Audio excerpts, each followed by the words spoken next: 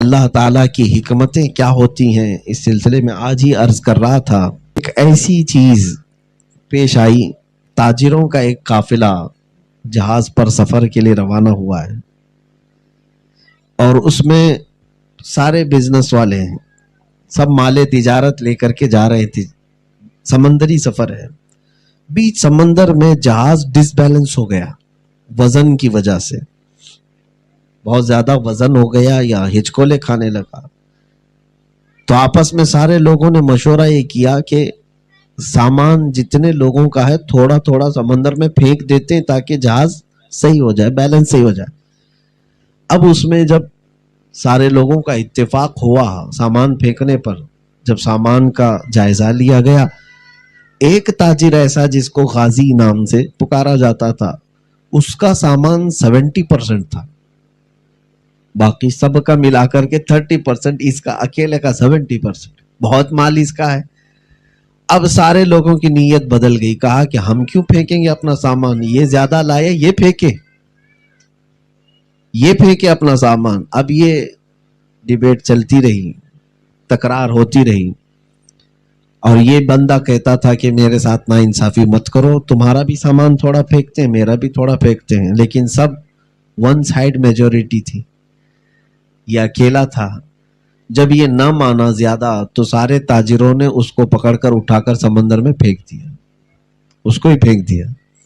اور اس کے ساتھ تھوڑا سامان بھی کم کرنا ہی تھا، اس کا ہی سامان تھوڑا سا کم کر دیا، باقی سامان پر خود قبضہ بھی کر لیا. سب فائدے میں تھے. ایک کو جہاز میں سے اٹھا کر پھینک دینا، باقی سب راحت میں. لیکن ہر کام کوئی نہ کوئی حکمت کے ساتھ ہی ہوتا ہے. وہ سمندر میں گرا تو صحیح، لیکن جو اس کے ساتھ سامان پھینکا گیا تھا اس میں ایک لکڑی کا تختہ اس کے ساتھ بہ رہا تھا جس پر وہ سوار ہوا، یا اس کے سہارے اپنے آپ کو سمندر کی موجوں کے حوالے کر دیا.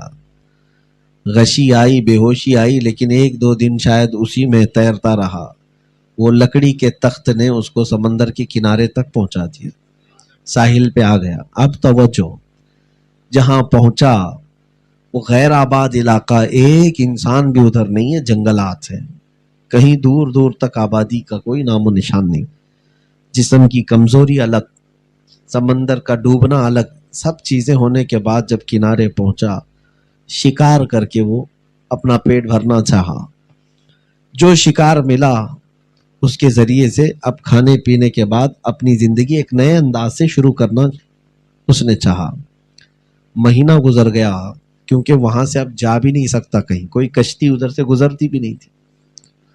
ایسے کنارے پر وہ پہنچا تھا. اب اس نے سوچ لیا میری زندگی یہیں پر تمام ہو جائے گی، کسی کو پتہ بھی نہیں چلے گا. چھوٹی سی ایک جھونپڑی بھی بنایا، شکار کرتا، پتھروں سے آگ لگاتا، بھونتا اور کھاتا، اسی میں زندگی تھی. ایک رات جھونپڑی میں سویا تھا، اس کے چولہے میں لگی ہوئی آگ اس کی جھونپڑی میں لگ گئی، اندر موجود ہے، اور آگ اتنی تیز لگی کہ وہ جل جاتا، نکلنے کا راستہ نہیں تھا. شعلے بھڑک گئے، جھونپڑی کو جلا دیے.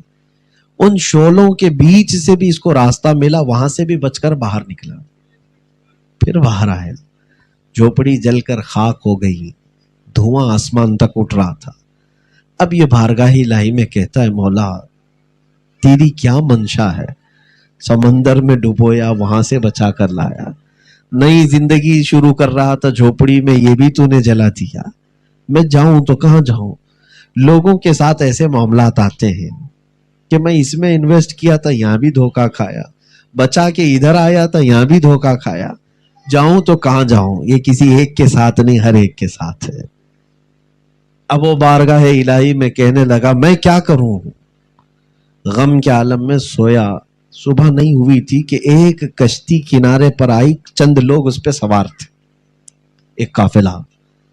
وہ آئے، اتر کر کے سیدھے اس کے پاس آئے، کہا اللہ خیر کرے، آپ سلامت ہیں، ہم آپ کی مدد کے لیے آئے ہیں، ہم آپ کو ساتھ لے جائیں گے.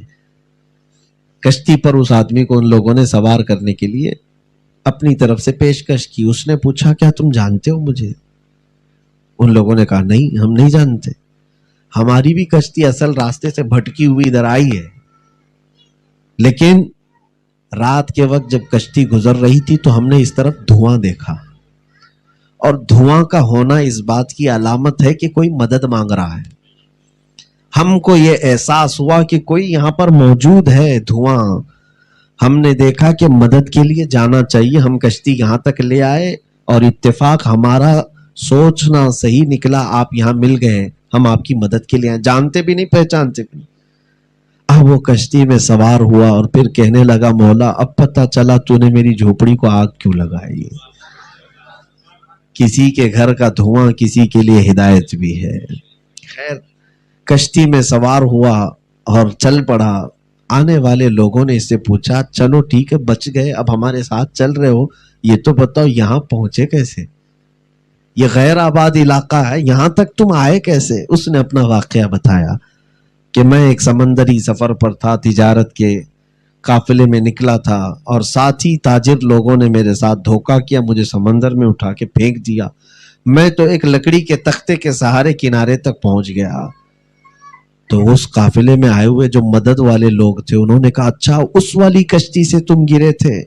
تمہیں خبر ہے وہ کشتی تھوڑی دور آگے جانے کے بعد پوری غرق ہو چکی تھی اور سارے تاجر اس میں مر گئے، سارا سامان چلا گیا۔ پھر اب کہنے لگا مولا اب یہ بھی سمجھ میں آیا کہ سمندر میں کیوں ڈالا۔